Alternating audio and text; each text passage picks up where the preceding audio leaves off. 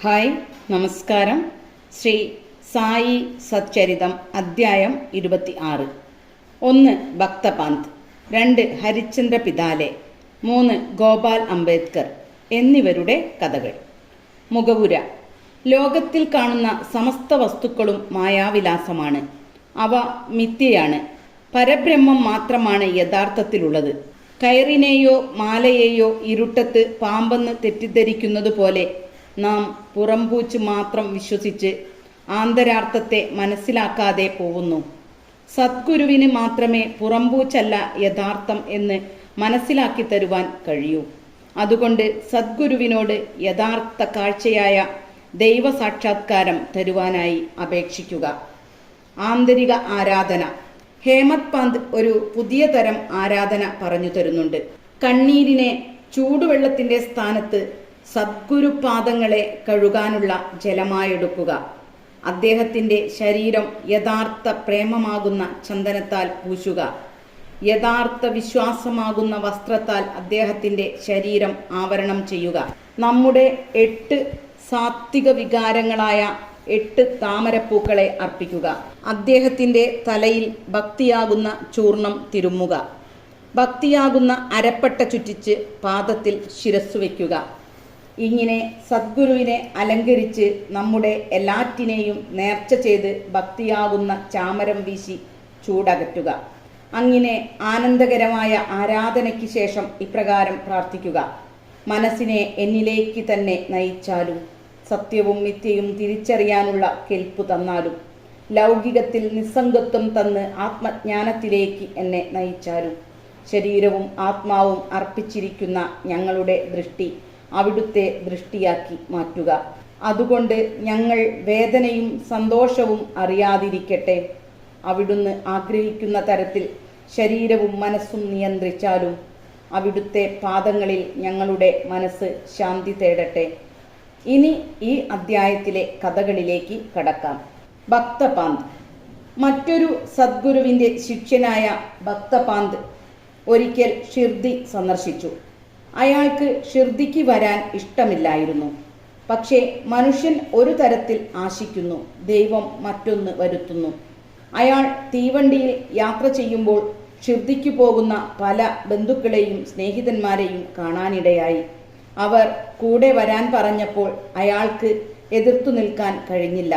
അയാൾ ബോംബെയിലും പാന്ത് വിറാറിലും ഇറങ്ങി. എന്നിട്ടയാൾ അയാളുടെ സദ്ഗുരുവിൻ്റെ അനുഗ്രഹം വാങ്ങി ആ സംഘത്തോടുകൂടി ഷിർദിക്ക് പുറപ്പെട്ടു. അവർ ഷിർദിയിലെത്തി. രാവിലെ 11 മണിക്ക് മസ്ജിദിലേക്ക് പോയി. അവിടെ കൂടിയ ഭക്തന്മാരുടെ തിരക്ക് കണ്ട് എല്ലാവരും സന്തുഷ്ടരായിരിക്കെ പാന്ത് അവസ്മാരമിളകി ബോധം കെട്ടു വീണു. അവരെല്ലാം ഭയന്ന് അയാൾക്ക് ബോധം വരുത്താൻ പലതും ശ്രമിച്ചു നോക്കി. ബാബയുടെ അനുഗ്രഹത്താൽ തലയിൽ കുറെ വെള്ളമൊഴിച്ചപ്പോൾ ഉറക്കം ഉണർന്ന പോലെ അയാൾ എഴുന്നേറ്റിരുന്നു. അയാൾ മറ്റൊരു ഗുരുവിൻ്റെ ശിഷ്യനാണെന്നറിഞ്ഞ് ബാബ അയാൾക്ക് ഗുരുഭക്തി ഉറപ്പിച്ചു കൊടുക്കാൻ ഇങ്ങനെ പറഞ്ഞു: എന്തു വന്നാലും നീ നിന്റെ ആലംബം, അതായത് ഗുരുവെ വിടാതെ പിടിച്ചുകൊള്ളൂ. എപ്പോഴും തയ്യാറായി ഗുരുവിനോട് ഐക്യം പ്രാപിക്കുവാൻ ശ്രമിച്ചാലും. പാന്തിനതിൻ്റെ അർത്ഥം മനസ്സിലാവുകയും സദ്ഗുരുവെ സ്മരിക്കുകയും ചെയ്തു. ഈ കരുണ അയാൾ ഒരിക്കലും മറന്നില്ല. ഹരിശ്ചന്ദ്ര പിതാലെ. ബോംബെയിൽ ഹരിശ്ചന്ദ്ര പിതാലെ എന്നൊരു മാന്യനുണ്ടായിരുന്നു. അയാളുടെ മകൻ അപസ്മാര രോഗിയായിരുന്നു. പല ചികിത്സകളും നടത്തിയിട്ടും സുഖം കിട്ടിയില്ല. പിന്നെ സിദ്ധന്മാരെ സമീപിക്കൽ മാത്രമേ ബാക്കിയുണ്ടായിരുന്നുള്ളൂ. ദാസ്ഗനു അക്കാലം തൻ്റെ കീർത്തനങ്ങളെ കൊണ്ട് ബാബയുടെ കീർത്തി ബോംബെയിൽ മുഴുവൻ എത്തിച്ചിരുന്നു. പിതാലെ ഈ വക കീർത്തനങ്ങൾ കേട്ടും മറ്റു പലരിൽ നിന്നും ബാബ സ്പർശനത്താലും ദർശനത്താലും പല മാറാരോഗങ്ങളും മാറ്റിയിരുന്നതായി കേട്ടിരുന്നു. പിതാലെ കുടുംബസമേതം പല കാണിക്കകളും പഴങ്ങളും മറ്റുമായി ഷിർദിയിൽ വന്നു.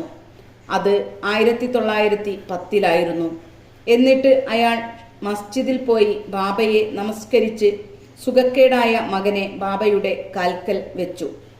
ബാബയെ കണ്ട മാത്രയിൽ കുട്ടി കണ്ണ് വട്ടം ചുറ്റി ബോധം കെട്ടു വീണു. വായിൽ നിന്ന് നുരയും പതയും വന്ന് ദേഹം മുഴുവൻ വിയർത്ത് മരണവെപ്രാളം പോലെ കാണിക്കാൻ തുടങ്ങി. ഇത് കണ്ട് അച്ഛനും അമ്മയും വല്ലാതെ പേടിച്ചു.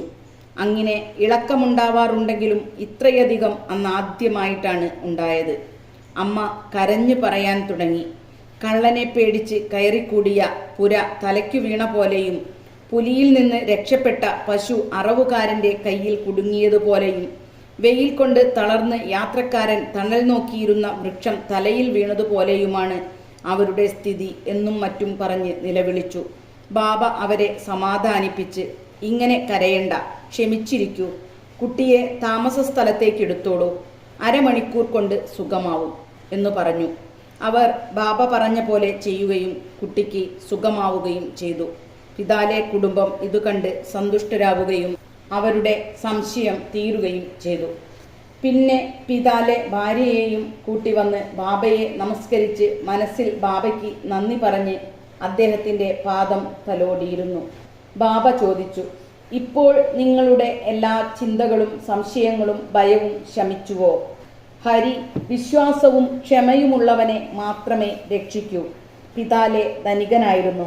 അയാൾ വളരെ മധുര പലഹാരങ്ങൾ വിതരണം ചെയ്യുകയും ബാബയ്ക്ക് വിശിഷ്ടമായ പഴങ്ങളും വെറ്റിലടക്കയും കാണിക്ക വയ്ക്കുകയും ചെയ്തു.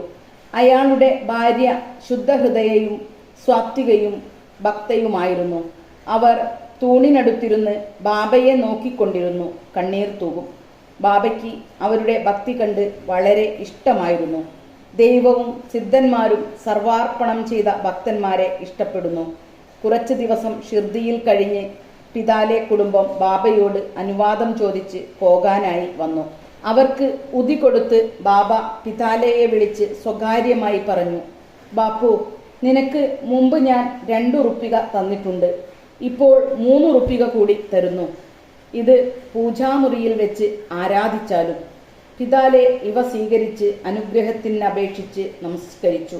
അയാൾ ആദ്യമായി ഷിർദിയിൽ വന്നതാകയാൽ എങ്ങനെയാണ് ആദ്യം 2 റുപ്പിക തന്നതെന്ന് അയാൾ ആലോചിക്കാൻ തുടങ്ങി. ഇത് മനസ്സിലാക്കാൻ ആഗ്രഹം തോന്നിയെങ്കിലും ബാബ തുടർന്നൊന്നും പറഞ്ഞില്ല. ബോംബെയിലെത്തി അയാൾ വയസ്സായ അമ്മയോട് എല്ലാ വിവരവും പറഞ്ഞു. കൂട്ടത്തിൽ എങ്ങനെയാണ് ആദ്യം 2 റുപ്പിക തന്നതെന്നറിയില്ല എന്നും പറഞ്ഞു. അമ്മയ്ക്ക് ആദ്യം മനസ്സിലായില്ലെങ്കിലും നല്ലവണ്ണം ആലോചിച്ചപ്പോൾ ഒരു പഴയ സംഭവം ഓർമ്മ വന്നു. അവർ മകനോട് പറഞ്ഞു, നീ മകനുമായി സായിയെ കാണാൻ പോയ പോലെ നിന്റെ അച്ഛൻ നിന്നെയും കൂട്ടി വളരെ കാലം മുമ്പ് അക്കൽക്കോട്ട് മഹാരാജിനെ കാണാൻ പോയി. ആ മഹാരാജും ശരിക്കുള്ള ഒരു യോഗിയും സിദ്ധനും സർവജ്ഞാനിയുമായിരുന്നു. നിന്റെ അച്ഛൻ ഭക്തനും പരിശുദ്ധനുമായതിനാൽ അദ്ദേഹത്തിൻ്റെ ആരാധന മഹാരാജ് സ്വീകരിച്ചു. അദ്ദേഹം നിന്റെ അച്ഛന് 2 റുപ്പിക പൂജാമുറിയിൽ വെച്ച് ആരാധിക്കാൻ കൊടുത്തു. നിന്റെ അച്ഛൻ മരണം വരെ അവ പൂജിച്ചു. പിന്നെ പൂജ മുടങ്ങി, ഉറുപ്പിക കാണാതെയുമായി. പിന്നെ അതിൻ്റെ ഓർമ്മ കൂടെ മാഞ്ഞുപോയി.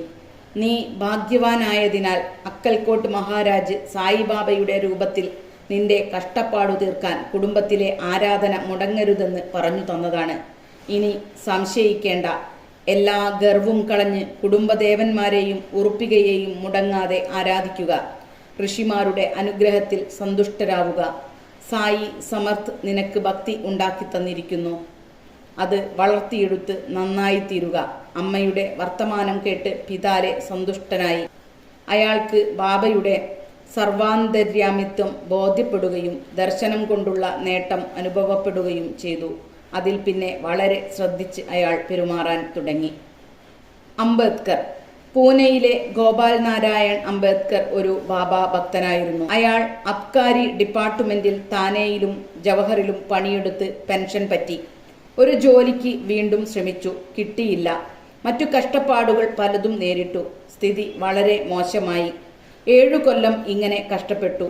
ഓരോ കൊല്ലവും ഷിർദിയിൽ വന്ന് ബാബയോട് കഷ്ടപ്പാടുകൾ പറയും. 1916 സ്ഥിതി വളരെ ശോചനീയമായതിനാൽ ഷിർദിയിൽ വെച്ച് ആത്മഹത്യ ചെയ്യാൻ തീരുമാനിച്ചു. അയാൾ ഭാര്യയെയും കൂട്ടി വന്ന് 2 മാസം ഷിർദിയിൽ താമസിച്ചു. ഒരു രാത്രി ദീക്ഷിത് വാടയ്ക്ക് മുന്നിൽ ഒരു കാളവണ്ടിയിൽ ഇരുന്ന് അന്നു രാത്രി അടുത്തുള്ള കിണറ്റിൽ ചാടി മരിക്കാൻ ഉറപ്പിച്ചു. പക്ഷേ ബാബ മറ്റൊന്നാണ് വിധിച്ചത്. അതിനടുത്ത് ഒരു ഹോട്ടലുണ്ട്. അവിടുന്ന് അതിൻ്റെ ഉടമ സഗൂൺ എന്നയാൾ അയാളെ വിളിച്ചു. നിങ്ങൾ അക്കൽക്കോട്ട് മഹാരാജിൻ്റെ ജീവചരിത്രം വായിച്ചിട്ടുണ്ടോ എന്ന് ചോദിച്ചു. അംബേദ്കർ പുസ്തകം വാങ്ങി മറിച്ചു നോക്കി. കണ്ട കഥ ഇപ്രകാരമായിരുന്നു. അക്കൽക്കോട്ട് മഹാരാജിന്റെ കാലത്ത് ഒരു ഭക്തന് മാറാവ്യാധി വന്നു. എന്തു ചെയ്തിട്ടും സുഖം കിട്ടാതെ നിരാശനായി. ജീവിതം അവസാനിപ്പിക്കാൻ അയാൾ കിണറ്റിൽ ചാടി. ഉടനെ മഹാരാജ് അവിടെ വന്ന് അയാളെ സ്വന്തം കൈകൊണ്ട് കരകയറ്റി ഇങ്ങനെ ഉപദേശിച്ചു: നിന്റെ കർമ്മഫലം നല്ലതായാലും ചീത്തയായാലും നീ അനുഭവിച്ചേ തീരൂ. അനുഭവം പൂർത്തിയായില്ലെങ്കിൽ ആത്മഹത്യ പരിഹാരമല്ല. മറ്റൊരു ജന്മമെടുത്ത് വീണ്ടും കഷ്ടപ്പാടനുഭവിക്കേണ്ടി വരും. അതുകൊണ്ട് ഇനി ജന്മത്തിനിട വരുത്താതെ എന്തുകൊണ്ട് കുറെ കൂടി അനുഭവിച്ച് കർമ്മഫലം ഈ ജന്മത്തിൽ തന്നെ തീർത്തുകൂടാ? അല്ലെങ്കിൽ പിന്നെ ആ സ്വല്ല സ്ഥിരമായി തീരില്ലേ? ഈ അവസരോചിതമായ കഥ വായിച്ച് അംബേദ്കർ വിസ്മയിച്ച് തളർന്നുപോയി. ബാബയുടെ സൂചന ഈ കഥയിൽ കൂടെ കിട്ടിയില്ലായിരുന്നെങ്കിൽ അപ്പോഴേക്കും അയാൾ കഥ കഴിക്കുമായിരുന്നു. ബാബയുടെ സർവാന്തര്യാമിത്വം ബോധ്യമായി. അയാളുടെ ഭക്തി ഉറച്ചു. അയാളുടെ അച്ഛൻ അക്കൽക്കോട്ട് മഹാരാജിന്റെ ഭക്തനായിരുന്നു. ബാബയ്ക്ക് അയാളെയും ആ വഴിക്ക് നയിക്കലായിരുന്നു ഉദ്ദേശ്യം. അയാൾക്ക് പിന്നീട് ബാബയുടെ അനുഗ്രഹം സിദ്ധിച്ച് സ്ഥിതി മെച്ചപ്പെട്ടു തുടങ്ങി. അയാൾ ജ്യോതിഷം പഠിച്ചു. അതുകൊണ്ട് കുറെ കഷ്ടപ്പാട് തീർന്നു. വേണ്ട പോലെ പണം കിട്ടിയതുകൊണ്ട് ബാക്കി ജീവിതം സുഖമായി കഴിച്ചു. ശ്രീ സായിയെ നമിക്കുവിൻ. ലോകശാന്തി ഭവിക്കട്ടെ.